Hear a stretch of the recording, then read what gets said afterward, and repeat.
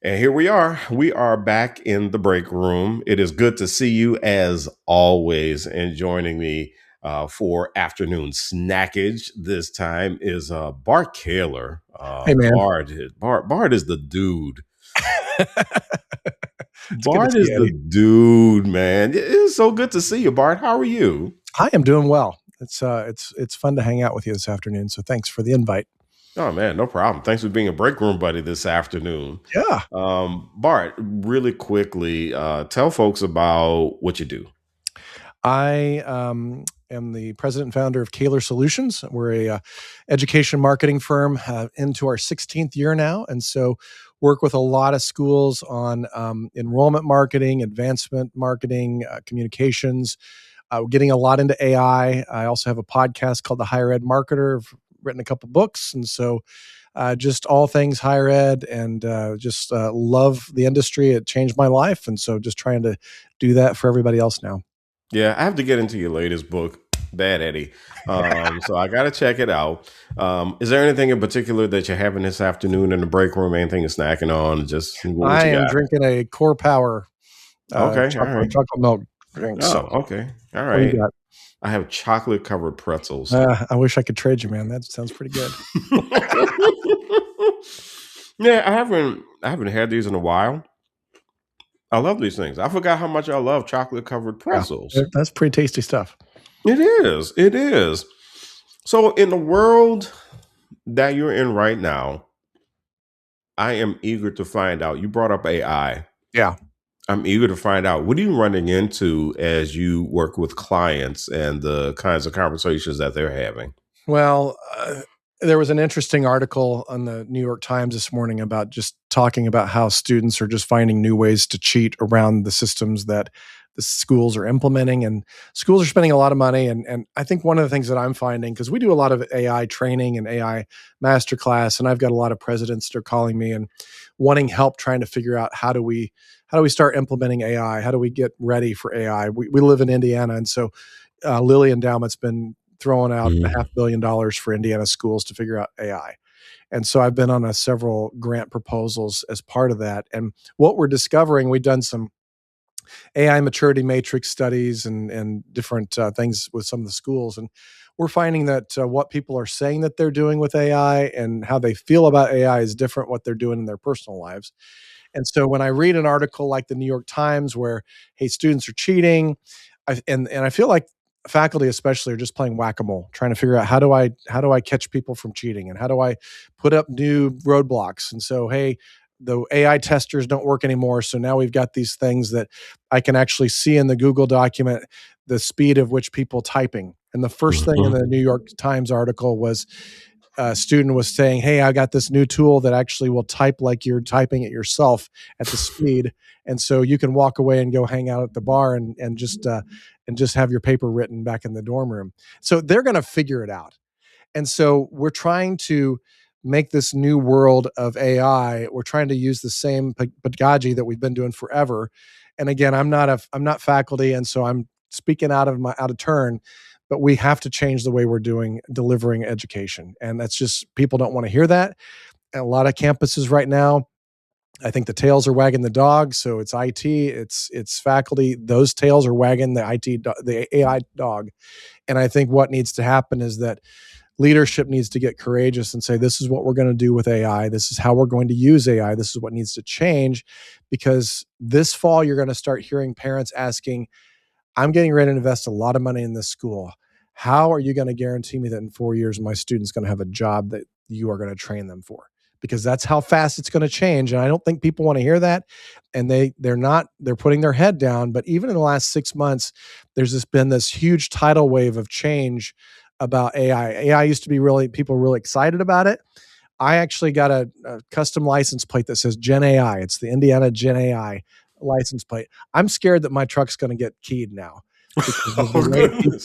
the way people are thinking about AI. And it's just, and people, I read something the other day that somebody said, oh, I can't wait until this AI bubble pops and we can just get back to normal.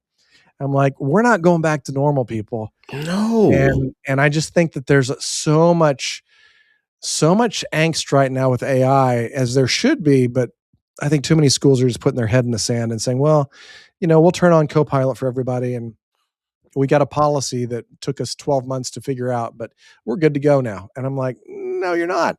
You're not. So Yeah. that was a big dump on you, Eddie. No, no, that's fine because well, that's why we're in a break room, isn't it? So, okay, so I have two angles on this. One is as an adjunct instructor. Mm-hmm. Two is as a college parent. And starting with the adjunct instructor thing, I don't freak out about it. I just don't. It doesn't do me any good to freak out and to look at Turnitin and to start going, oh my goodness, that's just not going to work. So the angle that I work with students on, whether they've used AI or not for an assignment, is do you know what you're talking about at the end of the day? Yep. And with the way that you have used AI, I don't know. I mean, and listen, Bart, I don't have time to sit there and figure out whether or not the M dashes are giving it away. I just I don't don't have that care. kind of time. But what I really want to know is, do they know at the end of the day what they're talking about? And in my case, it's andragogy. It is teaching working adults. Mm-hmm. And these are people who are saying, look, I need a degree because they told me I needed a degree to get a promotion. And so I'm not going to sit there and harass them over some of this Right. stuff when I know good and well that they are trying to get through college, get the degree, get the promotion, and advance in a career. For me, is I'm trying to help them do it, and I'm trying to figure out what barriers they're putting in front of themselves, and then that's the angle. But then, as a parent, I almost have the same question for my son, who's in college right now, and that is, okay, man, did you use AI on this assignment? Do you understand? Talk to me about what it is that you were doing. Talk to me about the work that was cited. Did you double check the citations? And these are the questions I'm asking my students as well. Did you Yeah. check these citations? That sort of thing. I feel like you. I really feel as if people freaking out in higher ed about this is not really serving them well, when the real question is, how are you preparing your students for what's happening right now? And can you figure out how to think about 10 years ahead Right. for the world that they're going to be stepping into? Because right now on jobs, I mean, job descriptions are asking, can you work with AI? Right. That's exactly right. As a business owner, I'm going to hire somebody that has the skill plus AI before I'm going to hire somebody that just has the skill. Mm-hmm. And I'm going to Mm-hmm. hire somebody who understands AI with good character before the skill, because I can Mm-hmm. teach the skill. But if they don't have character and they don't know how to think and they don't know how to solve a problem with AI, that's what I'm looking for. That's what 90% of the employers are looking for. And so if we're gonna penalize our students and tell them that AI is evil and we shouldn't be dealing with it, they're not going to be prepared for the workforce. And you're not going to have any alumni that are going to look back and say, "Man, I really appreciate what I invested my $100,000 in, or 150 or $200,000 in." And that's my issue right now. And I've been playing around with a couple of things in my consulting about there was a guy by the name of Coulter that put together this 5 rings, and what's your core product, and then what are the products that you offer outside of that. The core product for higher ed is an education, but Mm-hmm. that's going to become commoditized as we don't transfer knowledge the way we used to. I mean, it used to be the sage on the stage, listen to what I have to say, take notes, and I'm transferring my knowledge. Now it's more the guide on the side. And if you're not the guide on the side and you're still trying to play the sage on the stage, there's a lot more ways to get knowledge transferred now. And Yeah. that is where I think a lot of people are scared. And I get that. And that's what's driving a lot of things right now is fear. But the Mm-hmm. more you can understand, the more that you can ask the questions, the more you can think critically, which is what we are claiming that we are doing. We have to think critically about AI. And there's a lot of really good books. I'm reading one right now called The Next Renaissance, with AI capitalized in Renaissance. And it's by Zach Kahn. And it's really an optimistic, good view of what it looks like. And a lot of the same challenges that were in the world right before the first Renaissance are what's going on today. And we have to be able to lean into what's going on in our world and lean into these new tools and the new technologies, because the first renaissance happened because of the Gutenberg press and because of Mhm. new ways of shipbuilding and navigation and all those things. That technology will drive culture and will drive change, and we've got to be okay with that. And I think too many people are trying to put the brakes on that, and it's just not going to help. And I would recommend also, especially for people in higher ed, I would also recommend a book that actually Dr. Charlie Nelms recommended to me, and that is The Great Upheaval by Arthur Levine and Scott Van Pelt. Because what's happening right now with AI, they didn't know that this was what they were talking about at the time, but they wrote about how there was going to be another big revolution that was going to just really force higher ed to shift. And I don't remember when they wrote this thing, but it wasn't too long before AI started to become a big thing. And so this is it. This is the upheaval that I think that they were talking about. But either way, what they meant was higher ed better figure this thing out. They better figure it out quickly, because there's going to be something that's going to turn things upside down. And if you're not going to adjust to meet that moment, then you are going to be one of those universities that unfortunately is going to really run into some big, big problems. Yeah. So what I'm wondering about from you, especially as somebody who works with institutions, what kinds of internal conversations are people having as a result of all this? What have you heard? I've heard all of it, honestly. I mean, part of it is should we or shouldn't we? And I think part of the problem is AI gets turned into this binary black and white issue, and Oh, you that's a, can't. that's a bad idea. Yeah, you can't do that with anything, and let alone this. And so I think that moving away from that, I think that there's also higher education's not known for its speed of doing anything. And so that's part of the problem too, is that we are talking about, well, we ought to be talking about getting maybe a committee together to talk about that next year sometime. It's too late. You know, I tell Yeah. people more has changed in the world of AI in the last 8 weeks than it has in the last 3 years. Mm-hmm. And it Mm-hmm. continues to change drastically. I switched to Claude recently instead of Chat GPT. I could be jumping to something else next week. I don't know. But Mm-hmm. I just am surprised sometimes at the lack of urgency on campuses. And I don't Yeah. think that's anything new, but with the enrollment cliff and all the other challenges that are facing higher ed right now, we don't have time to do business as usual. Yeah. And Yeah. and change management is probably going to be the biggest skill. The schools that are going to be doing well are the ones that are clear in what they're doing, that have agility, and that can clearly articulate who they are and what they're all about. My world is marketing, and I think a lot of times people forget that part of marketing, one of the four P's, is product. The Mm-hmm. product has to change. The Yeah. product has to adapt, and that's going to take courageous leadership. It's going to take a president, a provost, and a VP of EM, and a CMO. Those people are going to have to get in a room and say, how are we going to figure this out? And they're going to have to lead, and I pray that the faculty senate says, "Yeah, let's do it." Because I just think that it's a difficult time, and we need to change the way we're doing things. Well, I will see your four P's and raise you the three additional P's of physical presence, processes, and people. Yeah. And I actually wrote a piece for the Higher Education Recruitment Consortium, HERC. And one of the things that I wrote in the piece is that if I could remix the four or seven P's of marketing, I probably would put people second. I would probably put people right after product, because here's what higher ed to me is really, really having some communication and collaboration problems internally, especially with the kinds of changes that AI are making.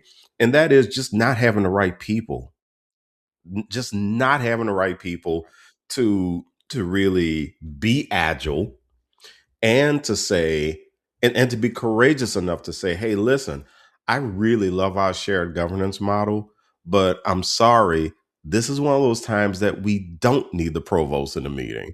And Agreed. and people in higher ed, that is a sin to Oh not yeah. have the provost at the table. But there are times that you really don't need that person there. A decision has to be made. It has to be made quickly. You should have made the decision 3 weeks ago. It's going to take you to your point. It's going to take you 8 weeks to make a decision that should have been made, a long time ago. And I can see how, especially for what you do, I can see how it's probably very difficult for you to guide your client if they're kicking a can down the road, Yeah, and I was and with you're the and you're saying, "Listen, I'm going to take this can from you I was with because a I don't like you. As long as we got this can, you're going to keep kicking it. yeah. No more cans." I was with a group of presidents a couple weeks ago, and the guest speaker was Todd Bollinger, who wrote "Canoeing the Mountains." And if you Mm, haven't read that book, that's a great one because it's basically tells the story of Lewis and Clark, but it puts it in today's world, and it says, Lewis and Clark planned on canoeing all the way to the Pacific Ocean. But when they got to the mountains, they had to change their plan. They had to redo everything. They had to rethink everything. It's not like, oh, we're just going to adapt. They had to throw it out and start all over. yeah. That's where we are. And I think that part of the challenge is when we were having our discussions, it was like, we recognize the fact that it's one thing to have strategy, but I think Peter Drucker said, culture eats strategy for breakfast. I mean, we've got Yep. to recognize that. To your point with the people, you got to have the right people in the room, and you got to it's in, you go with any business book. I mean, you got to have the right people in the bus at the right seats, and you have to move people around sometimes. And again, Hmm. that takes courageous leadership. It takes being willing to have people mad at you and Yeah. leave and blow up and do whatever. But if you believe that this is the direction it's going, you've got to steer that ship if you are in charge of steering the ship. And yeah, shared governance is great and it's important and it's been a big part of education for a while for important things. But when you're holding on for dear life, we can't take forever to decide things and Yeah. it just doesn't work. What do you find, especially since you got this opportunity to listen to these presidents? What do you find really gets in the way of the communication? And you and I both know that higher ed notoriously is a siloed Oh environment. yeah. What gets in the way, though, of people being able to have these conversations with one another internally and then push the ball down the field? In the words of Hank Stram, matriculate the ball down the field. I mean, what gets in the way? Well, I think mistrust is probably the biggest thing. I mean, that's one of Oh, the reasons that we wow. have silos is that because we don't trust everybody else, and so we know how to do it, so we're gonna stay in our silo and do it our way. Yeah. And so I think higher education is rifled with and mistrust and self-preservation. I mean, there's a reason why higher ed is one of the few industries that has tenure. There's just this idea that I've earned this. I can do what I want. And I understand that, and I get that. I'm not trying to disrespect that, but that adds another wrinkle to being nimble and being able to manage change and being able to make quick decisions. And that's why the nature of higher education is slow, and it served it well for millennial, but it's not where we are today. And I Mm. fear for the health of a lot of institutions because they're going to get stuck in inertia when the world is flying by at 1,000 miles an hour. This is terrifying, man. I feel like you've been living in my head because, because I'm just saying the quiet stuff out loud today. well, I mean, because when I think about the kind of work that I do, the way that I really, really want to push internal communication, especially in the higher ed environment. I mean, I have such a soft spot for higher education because I've seen what it does for people. I've seen the dreams that it fulfills. And it really breaks my heart when I read a story that says, yeah, such and such college, they're done. They're going to be closing down. And, and that really, and what really frustrates me is that, especially for someone who really loves employer branding, but then not just employer branding. I care very deeply about employer reputation. Right. For someone who sits there and I look around the room and I've sat in a cabinet meeting and I have asked myself, what if this person just adjusted the way they approach this issue? And doesn't this doesn't this person need some kind of leadership development to to make better decisions and to recognize that they really could make better decisions? Because I'm not the one who likes to go to, hey, let's replace this person. Right. I The next place I go is, how can we help this person make better decisions? That's exactly right. And that's something I've sat in cabinet meetings and I have just wanted to just run out screaming down the hall and into the quad and down the street. Exactly. Yeah, and I really wonder. I would love to see an example of an agile institution that breaks all of the higher ed rules, Yeah. that says, you know what, we don't have time. We don't have time to have a town hall debate about this. We have got to make a decision. Let's make the decision. And anybody who doesn't like it, hopefully they'll understand.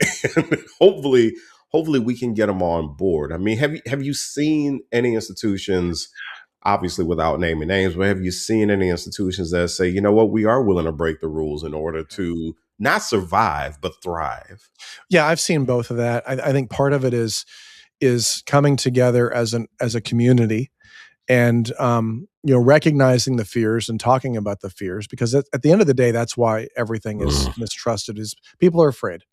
People are afraid that they're not going to have a job, afraid that they're not going to be needed, if, whatever. I mean, that's people are driven based on fear. And what I've seen are the institutions that can acknowledge that they've got a common purpose, that everybody's rowing in the same direction because they've clearly defined who they are, where they fit, what they're all about. Sometimes some faith-based institutions are really good at this because they have a Mm. common mission that they're around by Hmm. by nature of who they are. And so if you don't have to be a faith-based institution, but you got to have a common mission that everybody's believing in and everybody's rowing in the same direction. And then you've got to have a leader that listens and understands and is charismatic enough that can give people behind them, but also empathetic enough to understand the fear and understand the challenges and Yeah. understand when I need to pump the brakes for these people, when I need to bring them along, and when I need to coach, and when I need to lead. Those are some of the challenges, and I think that those are a lot of the saying the quiet things out loud. I think that we live in a, like I said, mistrust. But if we're all rowing in different directions, if we have different things, especially some of the larger institutions, you've got different schools, and each dean has a different plan and what they want to do and what they're trying to achieve, and it's a lot of little islands, a lot of little silos. And so the ones that are working well are the ones that are coming together and finding a common goal, that North Star that they're heading toward, that are having honest conversations, that are talking about things that people are scared about, that are addressing ways to do it together. Those are the ones that I think that are really making a difference.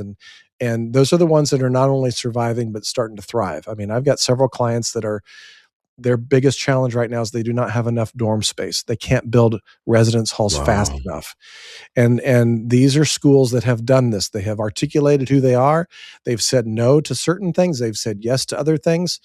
And they're not for everybody, but they've made clear of who they are for. And those people that want what they have are flocking to them. And Yeah. I think we have to do that across the industry. And of course, I'm going to cause some trouble here. It helps when that forward thinking president has the support of a board. Oh yeah. That really helps, because I've seen some boards that want to get involved in day-to-day operations, and I'm going, could you just help the president? just Yeah. help the president. The rest of us down here, us lowly middle management people, we got it. Yeah, I just got asked to be on a board of my alma mater, and one of the things that I understand, because I have been in board meetings supporting the vice president that I'm working with. They need direction and they need confidence. They don't need to be in the weeds. The board doesn't need to be in the weeds. That's why you're Mm. trusting the president, you're trusting the team. But they do need to know enough about higher ed to ask good questions. I mean, that's the whole premise of my book, Know What You Don't Know. I need to know enough about the business of higher ed to ask good questions as a board member and let them answer that and figure it out. But if I don't ask the questions, that's going to go untalked about. So, Well, Bart, you have been a great break room buddy, just like I thought you would be. You are the this is man. fun. Thank you so much. I appreciate you. Well, you have Bart's information is right there in the caption, so feel free to reach out to him and ask him all kinds of questions I love about it. the work that he does. Thank you so much for joining me on Afternoon Snackage, man. Thanks, man. It's good to see you.